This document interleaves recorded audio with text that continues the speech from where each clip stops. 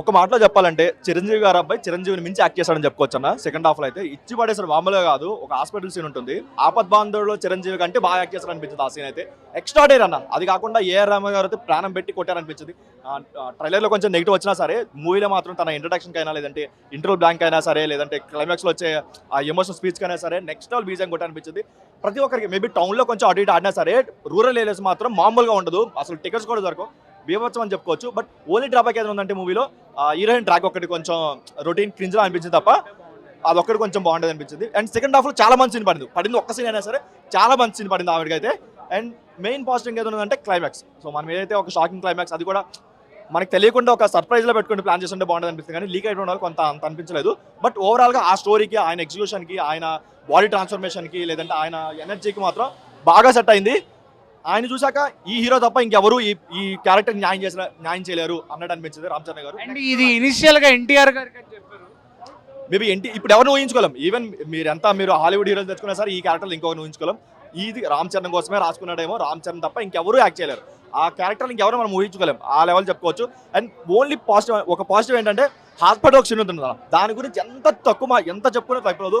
ఆపద్ బాండలో చిరంజీవి కంటే బాగా చేశాడు అనిపించింది ఆ ఒక్క సీన్ అయితే. ఎక్స్ట్రాడరీ. నెగటివ్స్ కనిపించాయి. ఓన్లీ హీరోయిన్ ట్రాక్ ఒక నెగిటివ్ అనిపించింది తప్ప ఇంకెక్కడ నెగిటివ్ అనిపించలేదు. జగపతి బాబు గారి క్యారెక్టర్ చాలా బాగుందన్న. ఎమోషనల్ పాయింట్ లో ఒక మేజర్ పాయింట్ అని చెప్పుకోవచ్చు ఫస్ట్ హాఫ్ లో వచ్చేది.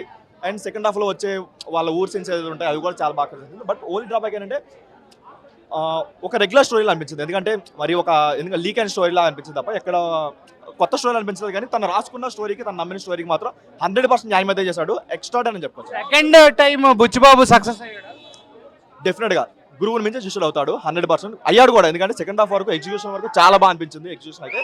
అండ్ ఇంకేదైనా క్లైమాక్స్ ఇంకేదైనా కొత్తగా ట్రై చేసి బాగుంది అనిపించింది. బట్ ఇచ్చినంత వరకు చాలా బాగుంది. మీ రేటింగ్ ఎంత? తన యాక్టింగ్ అయితే 4 ఇవ్వచ్చు, తన బాడీ ట్రాన్స్ఫర్ యాక్టింగ్ కి. మూవీకి అయితే 3.5 ఇవ్వచ్చు. సినిమా సూపర్ ఉంది. సో అంటే ఏమనిపించింది నీకు, ఎలా అనిపించింది టోటల్ గా సినిమా?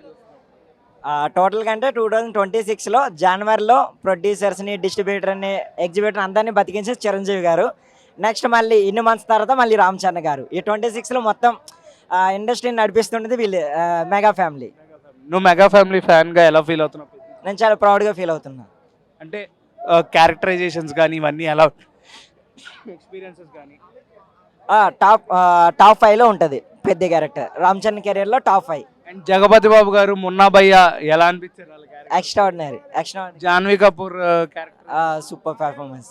అండ్ క్లైమాక్స్ చాలా హార్ట్ వ్రెంచింగ్ గా ఉంది. యా, ఎలా అనిపించింది? చాలా బాగుంది. అంతకంటే రివీల్ చేయలేం, చూడాలి, చూసి ఎక్స్పీరియన్స్ చేయాలి. ఇది ఎన్టీఆర్ గారు చేస్తుంటే బాగుండేది. ఆ కంపారిజన్స్ వద్దు. నువ్వేం చెప్తావు అంటే ఒక క్లారిటీ? రామ్ చరణ్ గారు అంతే అంతే. ఫైనల్ గా ఎంత రేటింగ్? 4. అంతే. ఇంకా చాలా అంటే చాలా బాగా చేశాడు రెహమాన్ గారు. మ్యూజిక్ చిక్రీ చిక్రీ సాంగ్ తర్వాత మళ్ళీ చాలామంది ఏమన్నారంటే మ్యూజిక్ బాగుంటుందా లేదని చెప్పి. మ్యూజిక్ కూడా చాలా అంటే చాలా బాగుంది.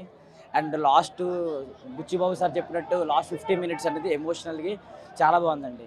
వి enjoyed lot actually. Whatever expected ఈ డెలివరీడ్ అయితే క్యారెక్టరైజేషన్ చాలా బాగుందన్నాం. అంటే నీకంటే జగపతి బాబు చూసినంతసేపు నీ కళ్ళ నీళ్ళు వస్తుంటాయి. ఆ లాస్ట్ చనిపోయే ఒక సీన్ ఉంటుంది, మన కళ్ళ నీళ్ళు వస్తుంటాయి.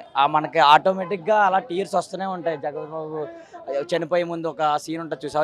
And Ram Charan last what ever climax ఎలా అంటే నీకు హార్ట్ తీసుకుంటారన్నా. ఆడు చెప్పాడు కదా చిన్నపిల్లలందరూ కూడా చూడాలని చెప్పి. అందరూ చూస్తే it is a motivational movie for every one అన్న. ఇట్లాంటి సినిమా 3 రకాలుగా, క్రికెట్ ఆడడం కానీ, లేకపోతే రెస్లింగ్ కానీ, లేకపోతే రన్నింగ్ కానీ, ఇన్ని రకాలు చేయడం అనేది ఏ హీరో వల్ల కాదు నాకు తెలిసి టాలీవుడ్లో. అట్లా అవును, అది హనుమాన్ పట్టుకొని ఇట్లా వస్తున్నాడు. సేమ్ అది నిజంగా రియల్ హనుమాన్ పట్టుకున్నట్టే ఉంది అది బాడీ. నెక్స్ట్ ఇంకా డ్యాన్స్ మాత్రం ఎప్పుడు చెప్పాల్సింది ఆ సేమ్ డ్యాన్స్, ఎలాగైనా వేస్తారు డ్యాన్స్. మళ్ళీ బుచ్చిబాబు కొద్దిగా ఫస్ట్ హాఫ్లో ఒక 10 minutes అనేది కొద్దిగా ఎమోషనల్గా తీసిండు. కానీ సెకండ్ హాఫ్ కంబ్యాక్ ఇవ్వడం అనేది వేరే లెవెల్. కంబ్యాక్ ఇవ్వడం అనేది ఒక యూత్కి ఒక ఇన్స్పిరేషన్ లాగా. ఇప్పుడు ఒలింపిక్స్లో మన వాళ్ళు చాలా తక్కువ, 1-2 అవార్డ్స్ వస్తున్నాయి 4 yearsకి. ఈ సినిమా చూసి కొద్దిగా అవార్డ్స్ అనేది పెరగడం, ఇండియాకి కొద్దిగా పేరు రావడం అనేది తెలుస్తుంది. ఊరి కోసం, గుర్తింపు కోసమే. వాళ్ళ ఊరికి ఆధార్ కార్డు, రేషన్ కార్డు ఏముండవు.